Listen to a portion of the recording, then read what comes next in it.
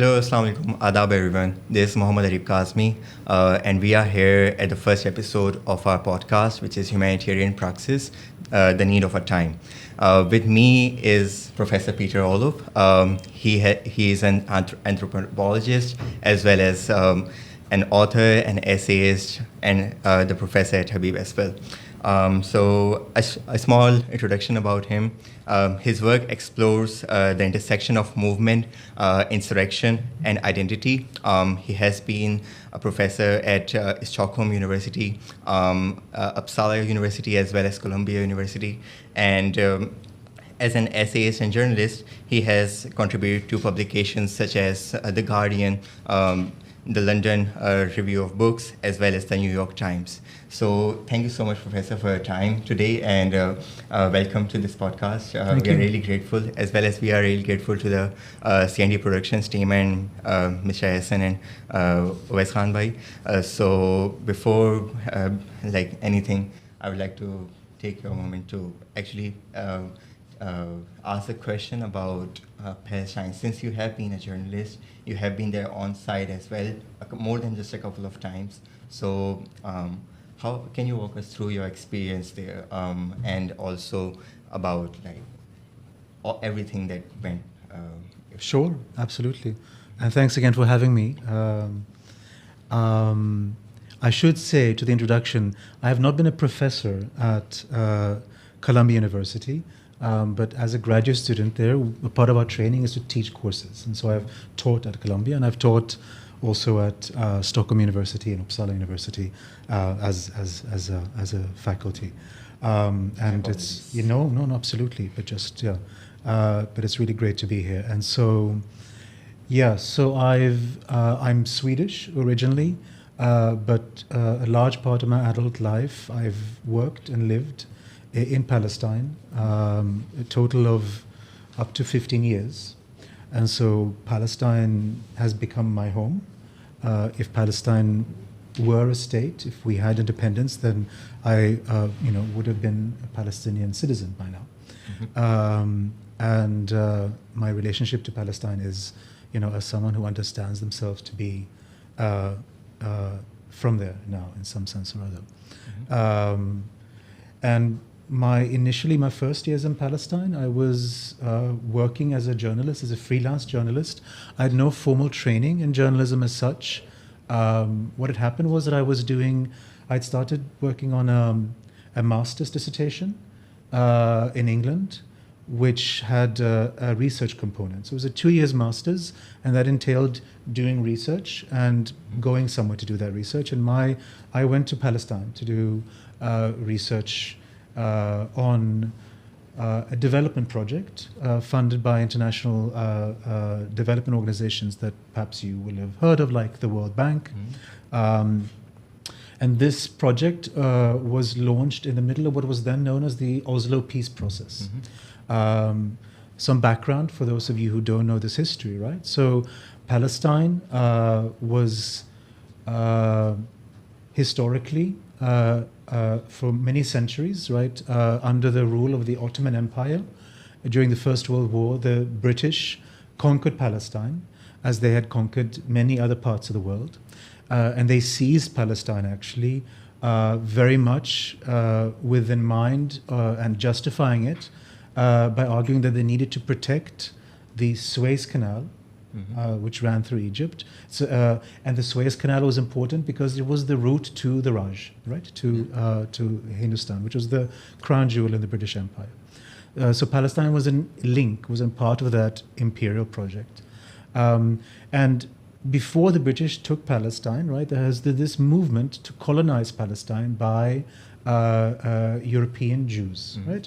And that movement was very much part of the European colonial moment in a broader sense, right? There was an argument made by Jews in Europe who were persecuted because of their religion, that they needed to have a state of their own. And as was the case this was part of the European imaginary at the time, they saw the rest of the world as being a kind of a tabula rasa, where they could make their own worlds, much as the Europeans did in the Americas, right? Colonize, settle, and erase, exterminate the natives, right? And so that process of colonization began first under Ottoman rule, but it was hampered by a certain lack of cooperation by the Ottomans. They were not really enthusiastic sponsors of this project, though they allowed Jewish immigration from Europe. And it should be noted that, historically, Palestine, like all of the Middle East, like the subcontinent, has been home to Jews historically. We have there are Palestinian Arab Jews, just as there are Indian Jews and so forth. But these are native populations going back thousands of years. This Zionist movement, right, was a movement to colonize Palestine. It was a European movement, right? And their understanding of what was a Jew, who was a Jew, was very much an understanding of the Jew as a European, as a white person. In fact, Theodor Herzl, who was the sort of the standard bearer of this Zionist movement, hailed as the father of this movement, right? Very much conceived of what became then Israel as a secular, non-religious state in which people spoke German. Even the very notion of having a Hebrew language for the state was something that developed over time. And so this movement gathered pace under the British, right? They made infamously this promise called the Balfour Declaration, in which they vowed to assist in the establishment of a Jewish homeland in Palestine. And of course, as the Palestinians understood, this meant the destruction of Palestine, of Arab Palestine, right? And they resisted this process early on. There was a large insurrection in 1936-39 against British rule, which was one of the largest uprising against the empire, actually since the First War of Independence, or the Great Mutiny, as it's called by the British, right, here in the subcontinent. And so in 1948, there was a partition plan proposed by the British, much as the partition that was proposed here, and they were very clear on what that meant. It would be an ethnic cleansing, right, of parts of Palestine that would entail removal of a native Palestinian population and their concentration in remaining parts of Palestine. So that partition plan was proposed. Of course, it was rejected by the Palestinians because it did not reflect that they were the overwhelming majority, that this was their country, right? There was a war that broke out in which the settler community in Palestine first began ethnically cleansing the coastal territory of Palestine, driving the Palestinians into the hills. And then, this is while the British were still in Palestine, right? So they oversaw this. They could have stopped it, but they didn't.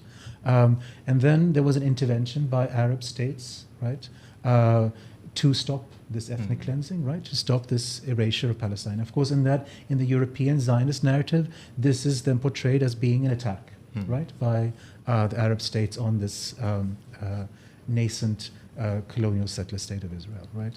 The outcome of that is that the modern state of Israel is created. What remains of Palestine, the Gaza Strip and the West Bank, are occupied by Egypt on the one hand and Jordan on the other. 1967, we have another war in which Israel takes over the West Bank and Gaza, and also the Sinai Peninsula and the Golan Heights in Syria. And the Zionists are very clear in 1948 when they seize more of Palestine than what is allocated to them under the partition plan. They're very clear that this is just a first step.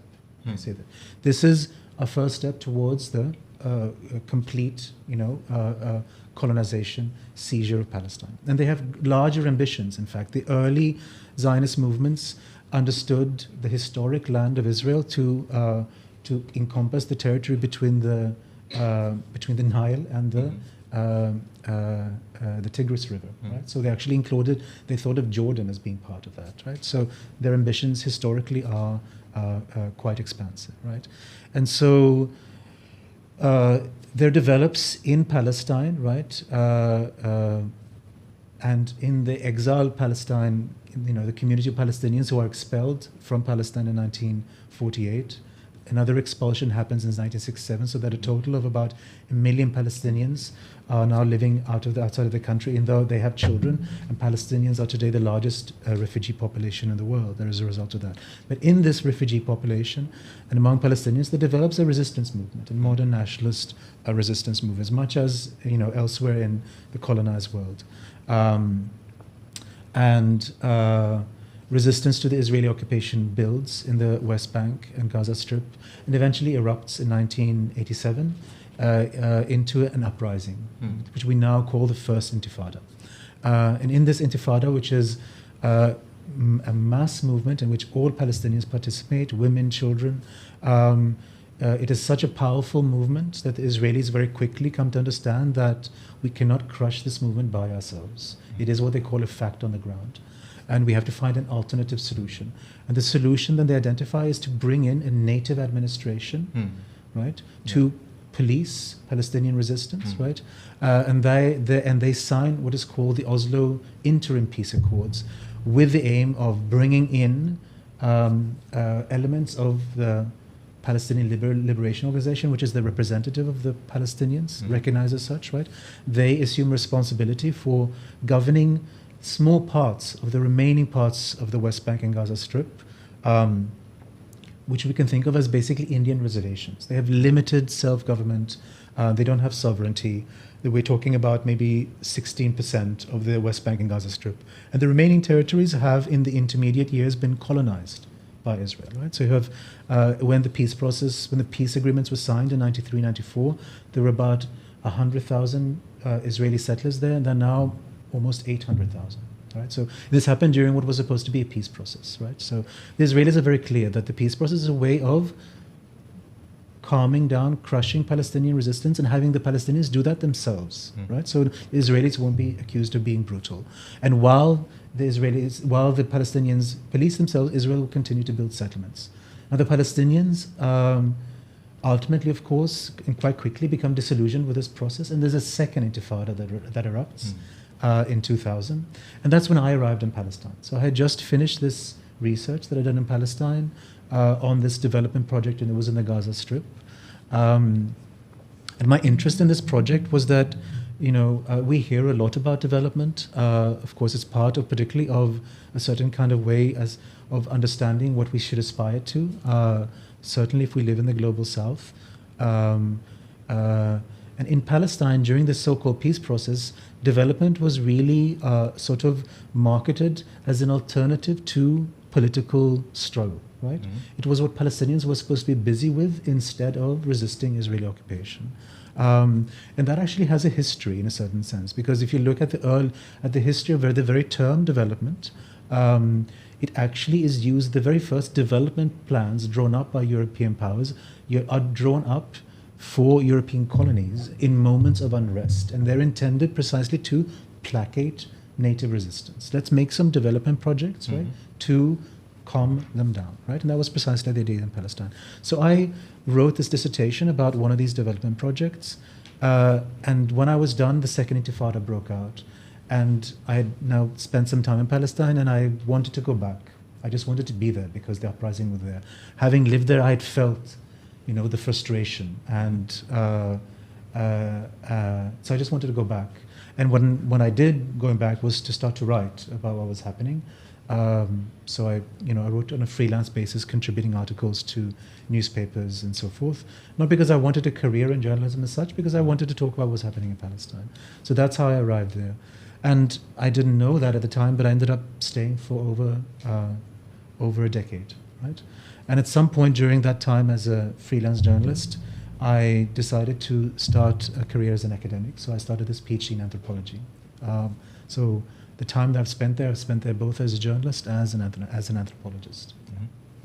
So if I have to go back in time and then ask you, like, when you had this option for your study, either for Palestine, what other options did you have to go for? For example, when you had the option on the table to either go for Palestine or any other country. So why particularly Palestine before you actually went there? Sure. I think I became, I had spent some time as a teenager in Abu Dhabi, where I had my closest friends were Palestinians and Pakistanis, actually. And so, Palestine was sort of part of my world and what I was talking about, and then I went to study in the United States, and I was sort of, you're in a certain age where you're kind of questioning the world, you're open to that. And I was really struck by the American understanding and portrayal of Palestinians. This sort of dehumanization which we've seen unfolding, which is applied to Muslims more broadly, right, in the world today. And I was really, that sort of angered me.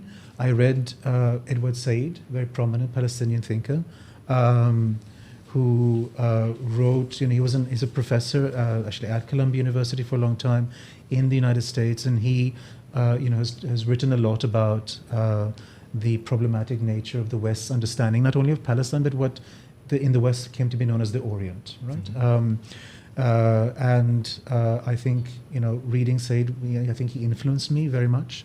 And so I became interested in Palestine. And so it became part of my studies. I did a degree in Middle Eastern history. And then I, for my master's, it was a master's in Middle Eastern studies, I wanted to continue researching Palestine. And then having been there, when the uprising erupted, I didn't feel I had a choice, in the sense of I just wanted to go back. It was an emotional response, reaction in that sense. Yeah.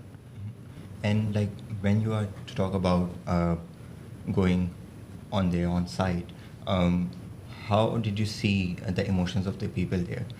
So in the second Intifada or the post-second Intifada, how did you see the people going? And also, were they on one side of a political narrative, or were they united and like kind of like they were undirected, or were they under certain leadership at that moment? For example, like before in the first Intifada and before that, Yasser Arafat and PLO were called the major representatives of the Palestine, despite the rejectionist claims of the United States or the Israel that they are not, or they are probably terrorists. So, what did you see there in the people, of their like political affiliations or their support? Or Sure, yeah. I mean, the first Intifada, right, erupted was a grassroots movement. It really erupted, I don't want to say spontaneously, but in the sense of, because there had been continuous demonstrations and protests all the time throughout the Israeli occupation. So it's not as if this suddenly started overnight. People had a habit of protesting. And I think that's very important also to think more broadly about the conditions of possibility for politics around the world, really.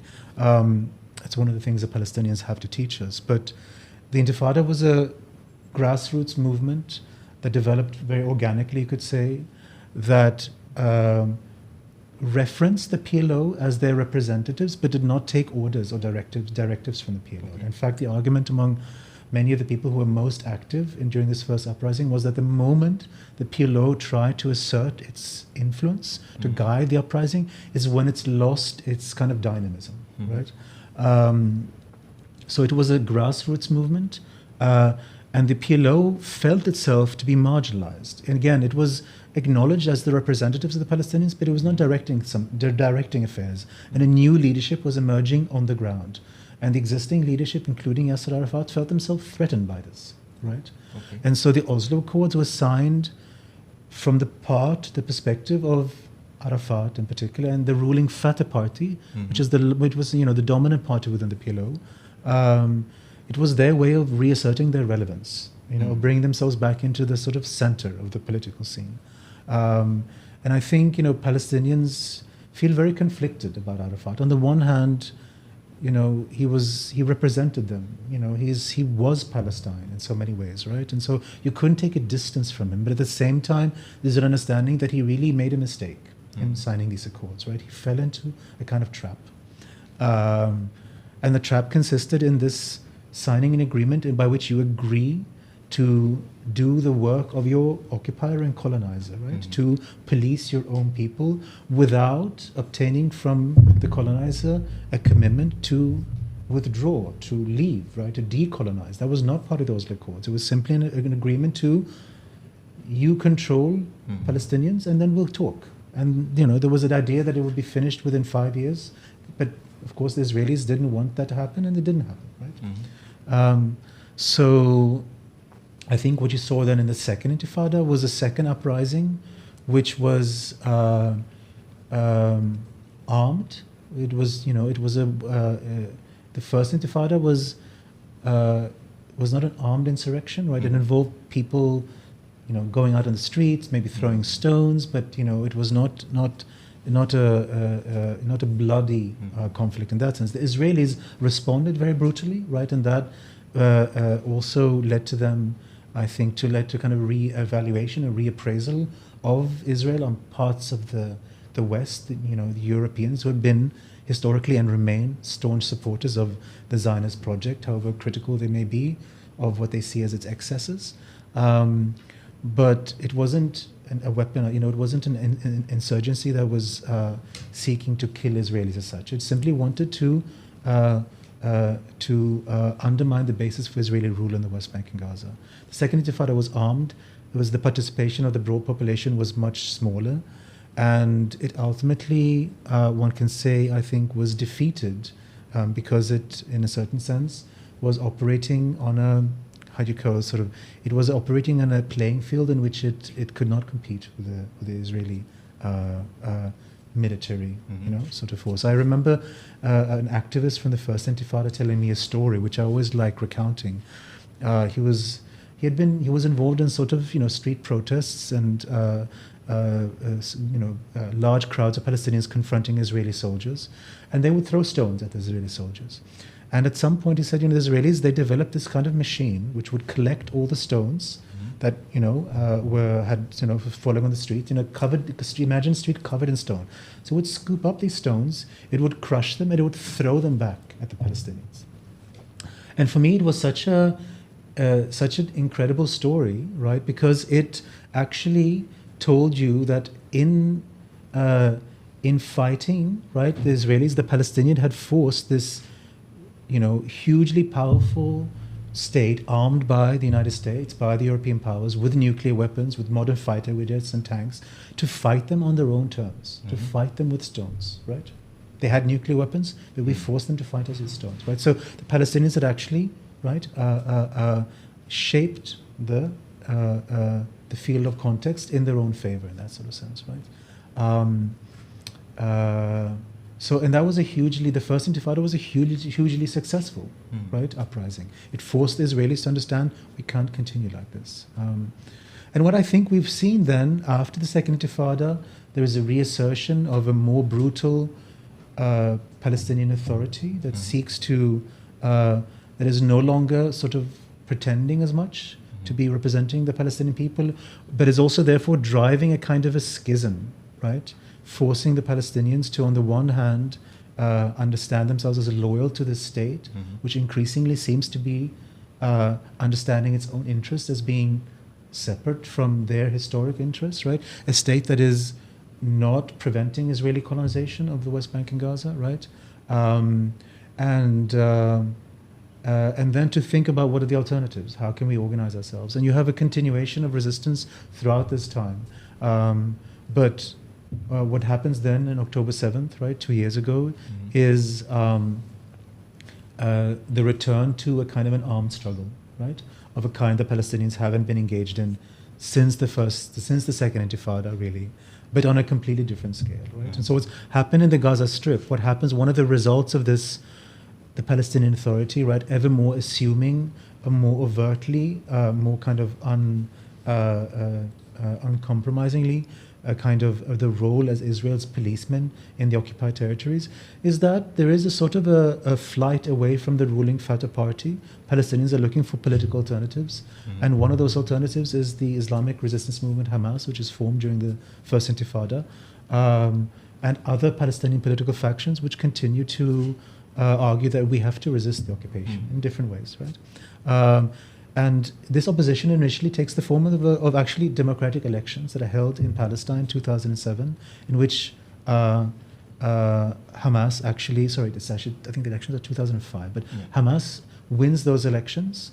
They win parliamentary elections, but because of the structure of the Palestinian interim government, there's a president and there's a parliament.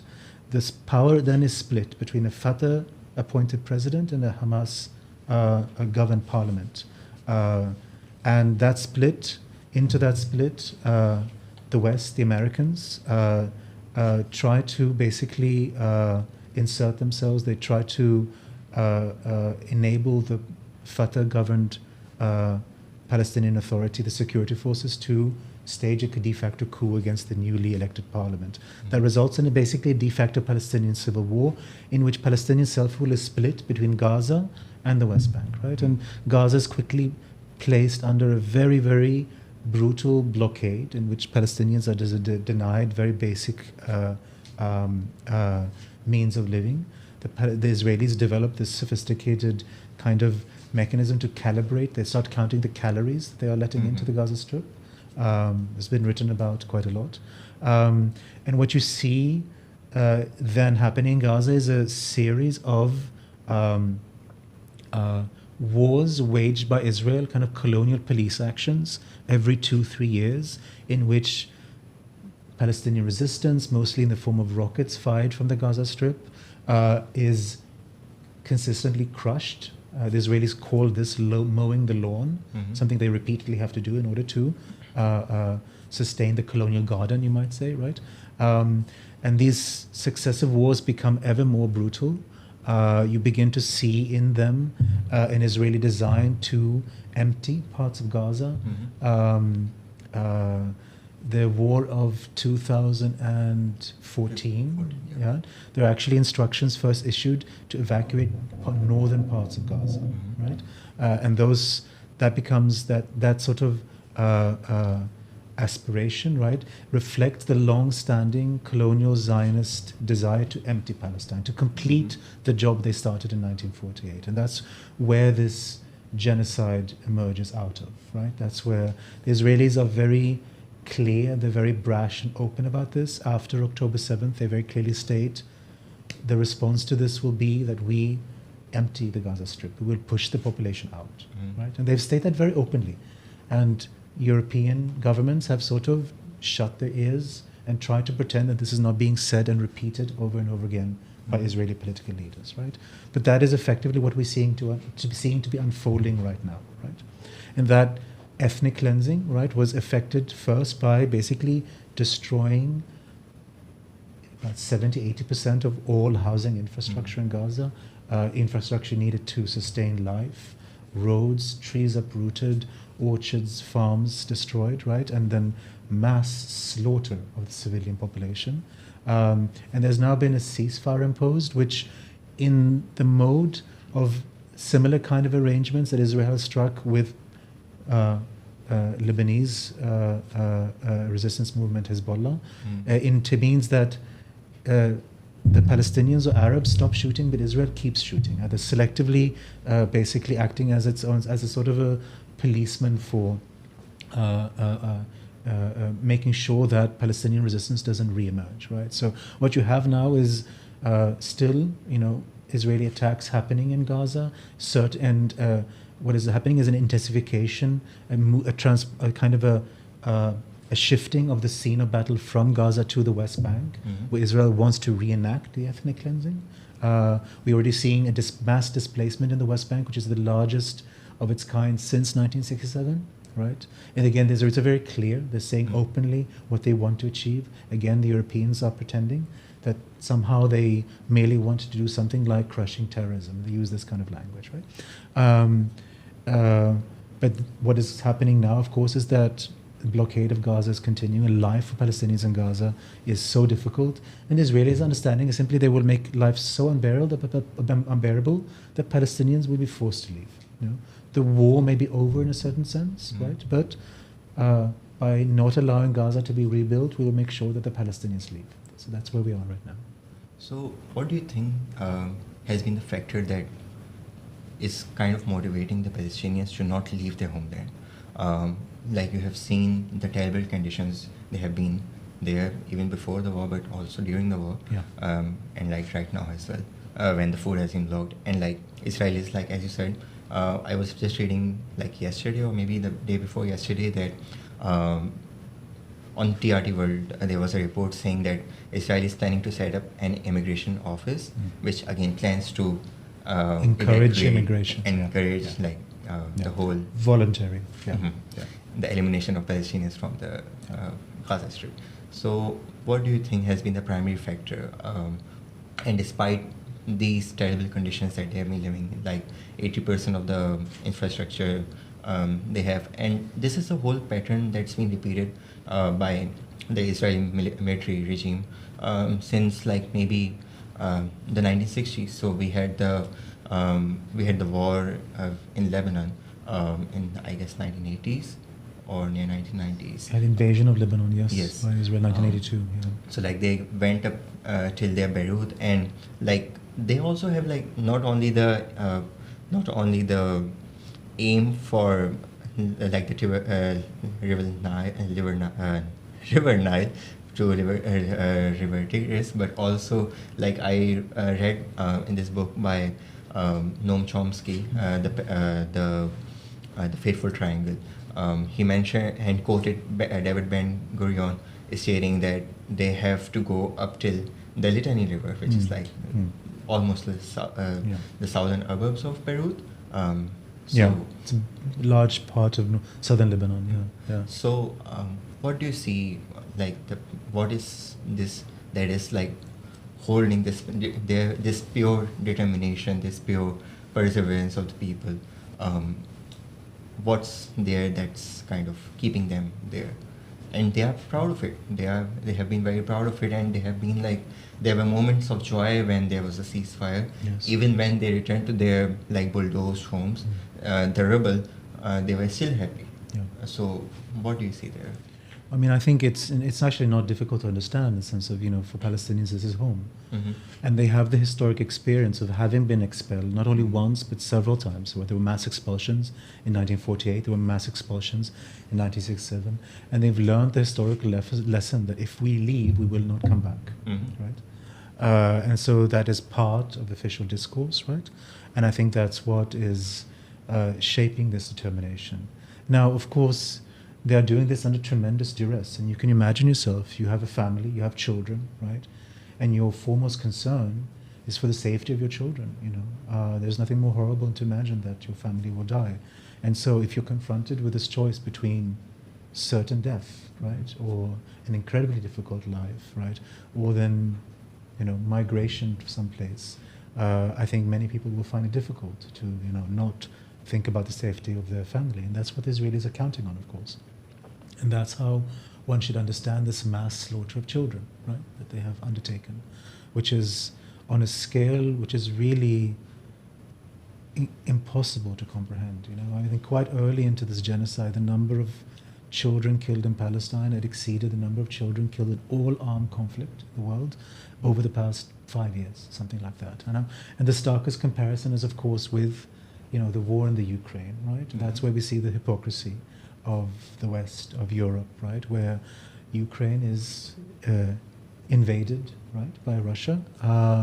And of course, Ukrainians suffer from this, right? But Palestine has been invaded and occupied, right, by Israel, by this movement of colonialism. And no European would, of course, say that Ukrainian attack on Russia is an aggression against Russia, because Ukraine has been invaded and they are defending themselves. That's understanding. But of course, the attack of October 7th was portrayed all across Europe as being, an outrage, right? Mm-hmm. In terms of Palestinians attacking Israel, the occupied, right? Attacking the occupier, right? The victim of the crime attacking the perpetrator of the crime. This is the European logic, right?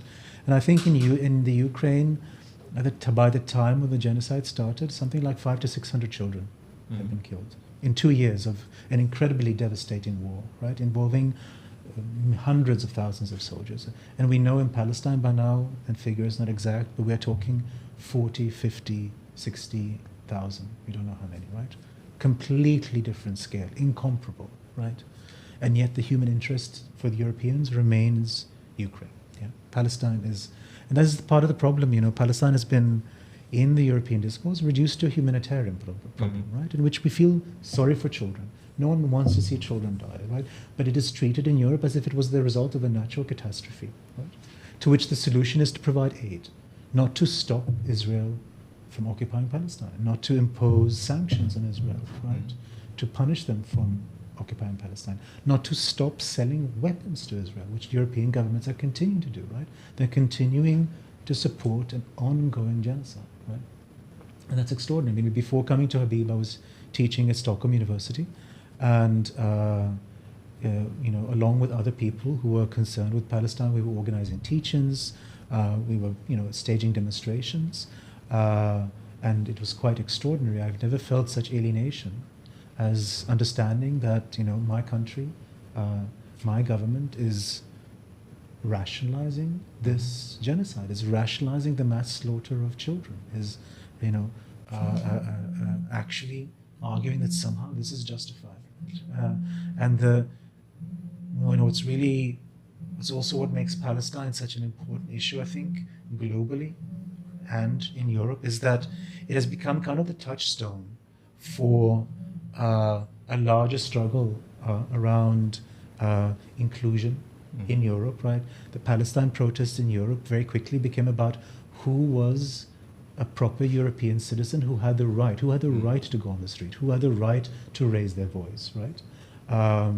So the far right in Europe, which historically in Sweden, the current far right party, which I think is the second largest party in the country and really dictating the political agenda, much as in the rest of Europe, emerges straight out of a neo-Nazi movement, right? And these are people who marched with swastikas in the streets maybe 20 years ago. They are historically anti-Semitic, and just as the Nazi movement is, right? But they understand themselves to be the friends of Israel. Why? Simply because Israel is against Muslims, and their entire politics is based on a hatred of the Muslim other in Europe. Right? Now this Muslim other dares to go out on the street and protest, and along with all kinds of people in Sweden, right? And that's seen as an act of insurrection, a kind of act of uncivic political behavior, right? Extraordinary. And it's particularly telling in Sweden, which, like all European countries, there's sort of historically the Swedish politics has been social democratic since the Second World War, a political movement that grew out of the workers' movement, right? And the workers' movement, which was animated by public protests on the street, among other things, right? Everything that Swedes achieved in terms of gaining rights and protections under the government, they gained by walking out on the streets, right? Yeah, so what do you think is the primary factor, like, across all of the Europe? From there, we have seen large protests when it comes to Palestine in the past as well, in London, in other cities of European countries as well.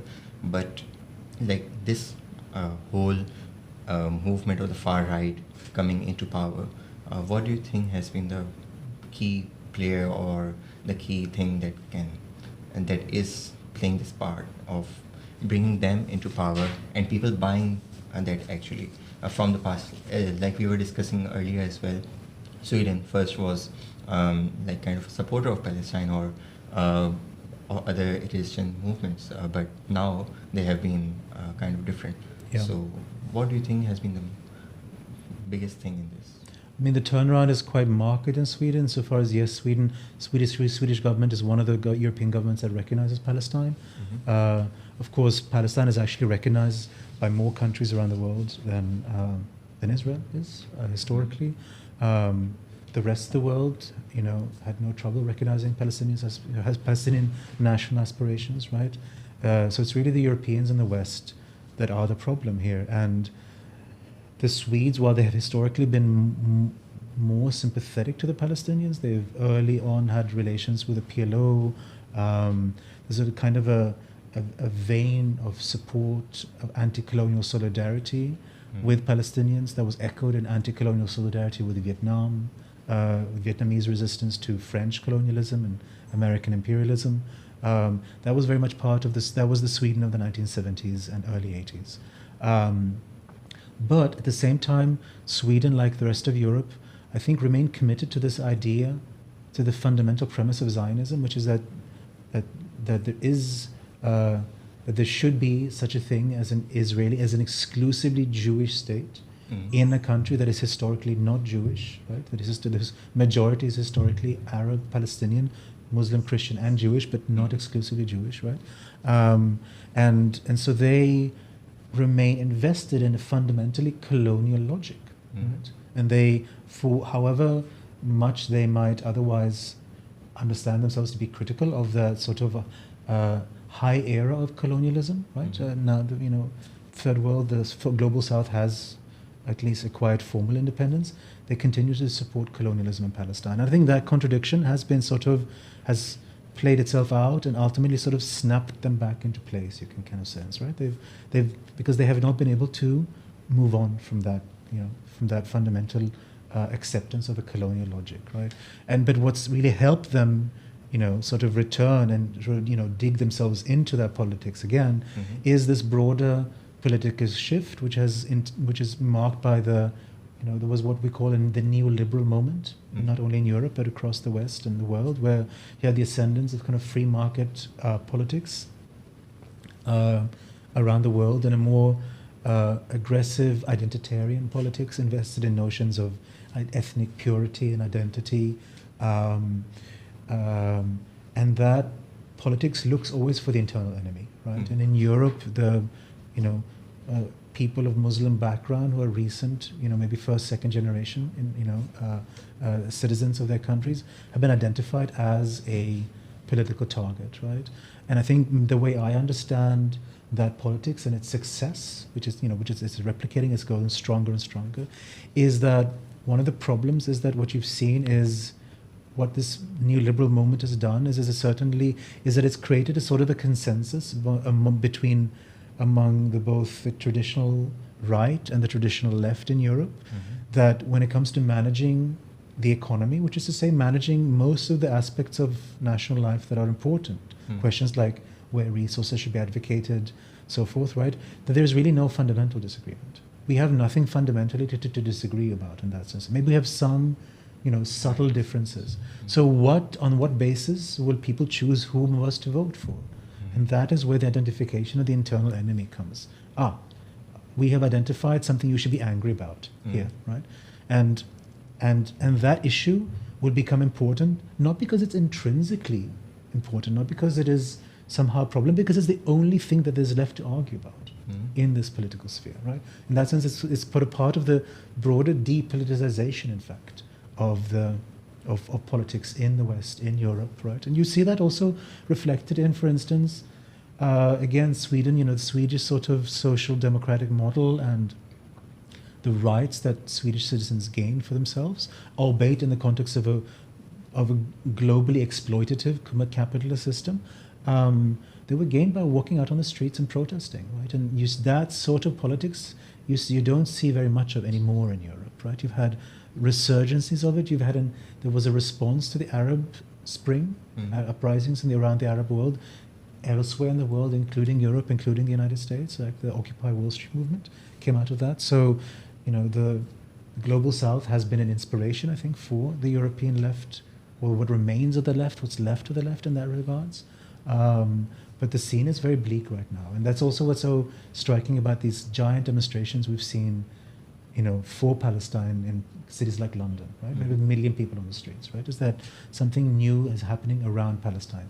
And the repression, the response to that has also marked a new chapter, I think, in Western politics, in terms of the degree of violence and repression that is increasingly being deployed to crush any sort of dissenting voices. And here, the Palestine question has become the kind of the experimental laboratory for the rolling out of a fascist politics that's much more broadly, that is not necessarily only concerned with Palestine, but with broader crushing of dissent in a certain sense.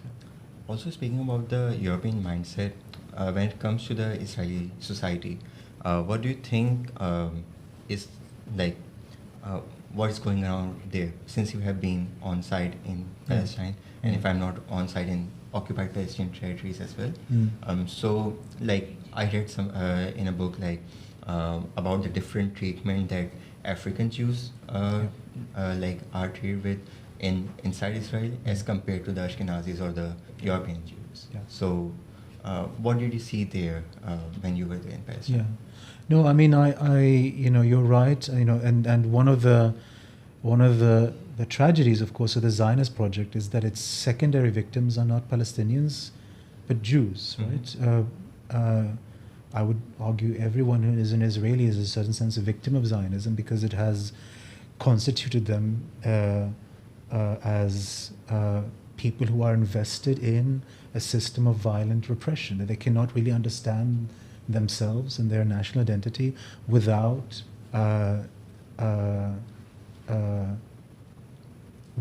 feeling the need for the displacement and erasure of Palestinians, right? And that means, particularly for Jews of Middle Eastern descent, actually their own self-erasure, right? Because as I think I mentioned earlier, the Zionist movement is a European colonial movement, right, which transplants a certain idea of what it means to be a Jew, which is European, right? So in order to be a Jew in Israel, you have to be a white Jew. You have to be an Ashkenazi historically, right?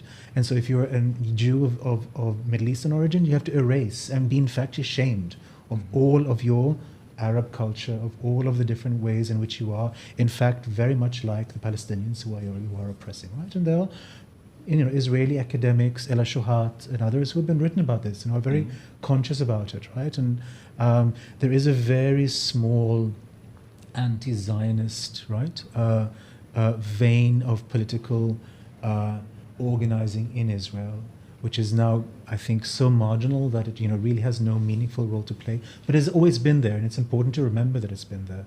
And one of the sites of this sort of politics was, for a long time, the Communist Party in Israel, in which you had both Israeli Jews and Palestinians participating as equal sort of members, Palestinians occupying leadership positions.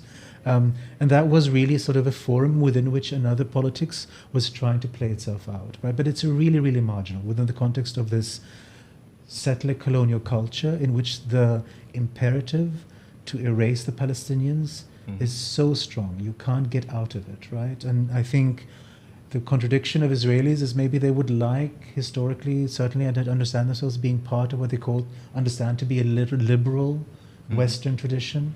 Certain very prominent tropes of liberal political discourse are part of Israeli political discourse, and they're still there as a very strange echo in terms of now you have outright fascists in Israel talking about how Israel is liberal in a sense that doesn't make sense anymore. But it actually also goes merely to remind us that in fact liberalism as a political sort of formation was entirely compatible with colonialism on a global scale, right? That European empires were at some point, in fact, liberal empires to a certain extent, and Israel is no different in that respect, right? So you have a self-regard, a self-image as being we're fundamentally good people, and yet we continue to do horrible, horrible things all the time, right? There's even an expression in Israel, an Israeli expression coined to describe this sort of conflicted aspect of the Israeli sort of psyche, which is called shooting and crying. So Israelis are forced to shoot Palestinians, as they say, and then they feel bad about it. And that feeling bad becomes evidence of their of the fact that they have moral depth and so forth, right? But it doesn't prevent them from shooting again and again and again and again. It plays itself out like that, right? So that's a tragedy there, And on the one hand, I've met a few Israelis in Palestine, anti-Zionist Israelis, in other words, people even who have left Israel, right? Who if I were to think about building a new world together with someone, it would be with them, right? Because they've been so brave. They've taken a distance from this world in which they grew up, right? But I've also been reminded so many times that even people you meet who want to be better, they simply cannot by the fact of living in a settler colonial society. I don't know if we have time for this, but I remember interviewing an Israeli journalist who was one of the first Israeli journalists after 1967 to establish contacts with Palestinians in the occupied territories. And she met at some point a Palestinian man who is living in a refugee camp in Bethlehem who told her about a massacre in the village. The village is called Dawaima. It's close to what is today the border between the West Bank and Israel, where Zionist forces in 1948-49 committed a massacre. Somewhere between 400 to 600 people were slaughtered, women and children. And he told her the story of this massacre and told her he could show her where bodies were buried. So he took her, and she went with a couple of other people to the site of the village, which was now reduced to ruins, and found a spot and pointed to the ground and said, "Here." So I remember them. And started digging, and they started bringing up bones, skulls, bodies, and so forth. And the journalist said, okay, fine. Something has happened here. They covered it up, and she wrote an article about it. And she told me, I was so surprised because I expected there to be vehement protestations. The veterans of the military movement, military units saying, no, nothing happened, the state denying it. but there was complete silence. Mm-hmm. They just simply could not and did not want to talk about it, right? And she's in any country, if you start to dig up bones, start to uncover a mass grave, it is the responsibility of the government to investigate what had happened. Of course, except in Israel, where everyone understands that the state itself exists because it is built on those very bones, right? And what was so striking to me with about that conversation with this Israeli journalist who was critical, she was someone who was questioning what happened, was that once she had told me the story, it was kind of part of then of our sort of interpersonal conversation. She sort of asked me, she looked at me and said, "What do you think of Israel?" And I said, "What do you mean, think of Israel?" "Well, the Arabs, they have 20 countries. We only have one. Why do they have to come here?" And it was so striking to me because here was someone who had the capacity to be critical, but she could not get out of this idea that this was our country and couldn't just the Palestinians go someplace else. And that is what it means to be trapped in this colonial ideology. What do you think, the tyranny of fear, I would call this, or maybe I think Noam Chomsky called this, that the Israeli regime, the Israeli governments have been such that they have sold fear to their masses, such that they begin to hate the Palestinians or the others, and then due to this tyranny of fear, they then hold this claim that we deserve the right to not only defend ourselves but also go into the other's territory, build a safe corridor, and do whatever you want to do. I mean, this logic has, as you understand, right, has no end, right? We create a buffer zone for which we then create another buffer zone and so forth, right? So that's the Raj, the Suez Canal, Palestine, all of these territories have to be held by the British Empire at some point, right? But I mean, it goes back to this point about settler colonialism, because the fear for the colonist is existential, and it's premised on the fact that I can only exist as a settler if the colonized person accepts their complete subordination and says no one will accept their indefinite complete subordination insofar as this colonized person disappears somehow. And you can put them in reservations, you can put them out of sight, but in the moment they try to resist and they make a noise, they have to be crushed. There can be no compromise, right? And that's where that fear comes from. It's not about, Palestinians being violent or anything like that per se. The fear is simply of the Palestinian as such, right? I remember I was a student, I studied in the United States, and this university I was studying at, there was a professor there who had written a book. He's actually a Jewish American professor. He'd written a book about the first Palestinian uprising. And on the cover of this book, there was a Palestinian, boy waving a flag, Palestinian flag, right? And the practice in academic departments is when a professor publishes a book, they put it up in a glass case outside, and so everyone can see what's being done. Okay. And, they put up that book, and immediately other professors started protesting. They said, this book is anti-Semitic. Why? Because it simply manifests the existence of Palestinians. The very existence of Palestinians is an existential threat to Zionist imaginary. Just by existing, you are a threat, right? And that's precisely the logic of racism, right? And it's very important to remind people, it's very good that you bring this out, that the enabling emotion when it comes to the logics of racism, when it comes to Israel, but also Europe, is not hatred.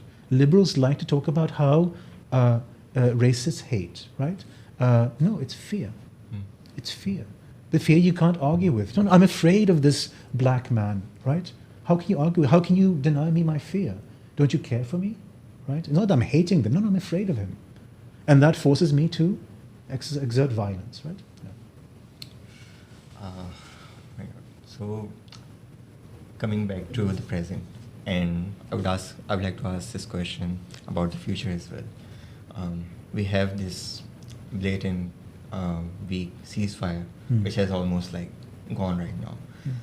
What do you think is the future of the resistance, the Palestinian voice, especially in a time where, back there when Israel used to do mass bombings, but there were certain US presidents who were, again I'm forgetting the name, but he just... they were reined in, right? Yeah, even Ronald Reagan, who supported the Israeli invasion of Lebanon in 1982, was actually horrified in the end by what the Israelis did in Lebanon. Yeah, you guys went overboard, but right? But now such maniacs like Donald Trump, or maybe the European governments and all the countries being not only silent but complicit in the genocide. Yeah. What do you think is the future right now? I mean, it's extraordinarily bleak, right, in that respect. It is at the same time, right, I think, in a moment in which we can learn a lot. We are reminded that ultimately, struggles for justice, right, not only justice in an absolute sense, but really struggles for the making of a better world in which we can live together, right? Something on the model maybe of South Africa in the post-apartheid moment. Very problematic in terms of economic inequalities and racial divides have remained in South Africa, but you have a coming together which is not concerned with necessarily, bringing people to justice, right? But it's about making a political arrangement in which people can live. I think the struggle for that, right, is a struggle that must ultimately be driven by people themselves, which is to say Palestinians, which is to say those who feel in solidarity with Palestinians, right?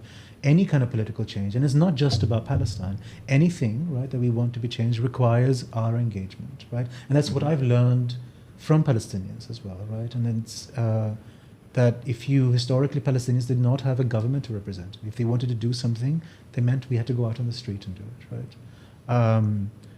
And so what I think we learn is that there is a moment in which we have to be engaged, right? And that engagement can take many forms. It can take the form of talking about Palestine like this, right? It's a moment in which we learn that if there was any doubt, we cannot remain concerned with what Europeans are thinking, if we ever were, right? But there is a sort of a trend of feeling interpolated by the West. What does the West think and so forth? And of course the West likes this. They understand themselves as representing the internet. We are the international community, right? And I think, what we see is also that, if you live in the formerly colonized world, you have no illusions about all these claims, right? But it is a reminder, right, that ultimately we have only ourselves to count on. But we are more than just Palestine. We are actually a world, and that's why we see these protests all around the world, right? I wanted to say, I was so moved when I came to Habib and to Pakistan to see everywhere, little tokens like watermelons, Palestinian flags, everyone, taxi drivers on the backs of a rickshaw, in the cubicle of a staff member at Habib University. It's so moving, and it's a reminder that this is what it means to be human. It is to see, this incredible injustice and and react to it, right?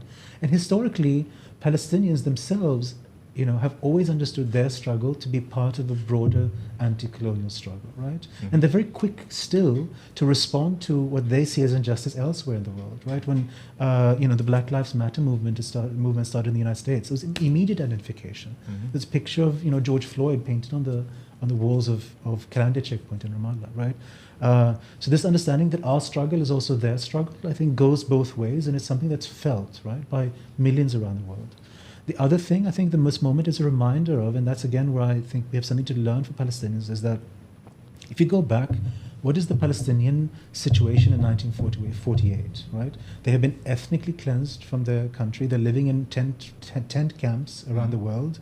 They are not recognized as even existing as a people, right? True. The situation could not be more abject, right? But from there, they build a national resistance movement. From there, in that moment, they refuse to give up.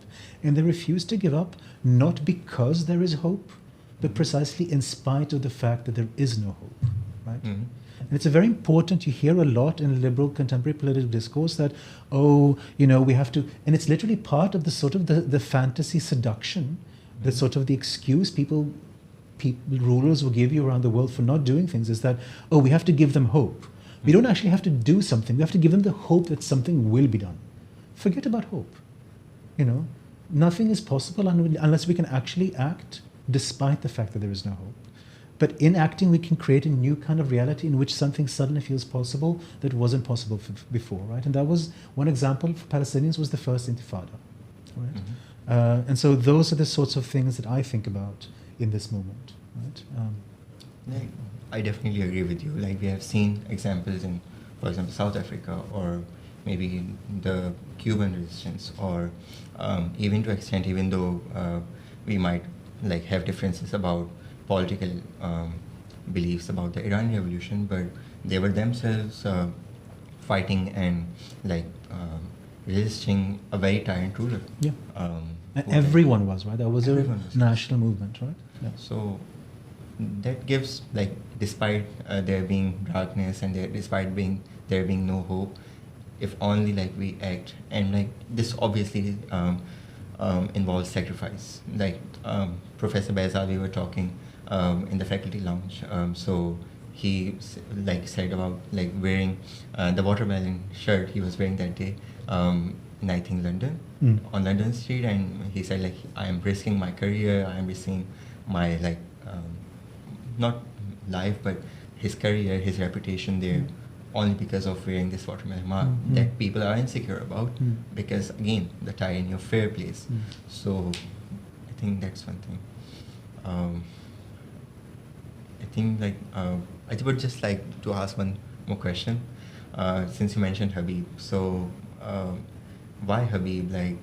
You were there in Sweden, and then you choose to come at Habib. Well, you just named the answer, and that's Behzad, right? Who, for those of you who don't know, is a professor here, Behzad Khosravi, who I knew, who has been teaching between Habib and Sweden, right? He has, and I happened to come to know him, and he was here at Habib, and he said, "Why don't you come?" And it sounded like a great idea to me. So yeah, very happy to be here. With that, I think we took much of your time today. Thanks for having me. No, thank you so much for having us with you and giving so much time. And thank you for our viewers as well for this. If you have any closing remarks or anything that you would like to add on. Think with Palestine. Thank you. Thank you so much. Thank you. With that, अपना ख्याल रखें. Take care of yourselves. खुदा निगहबान. खुदा हाफिज़.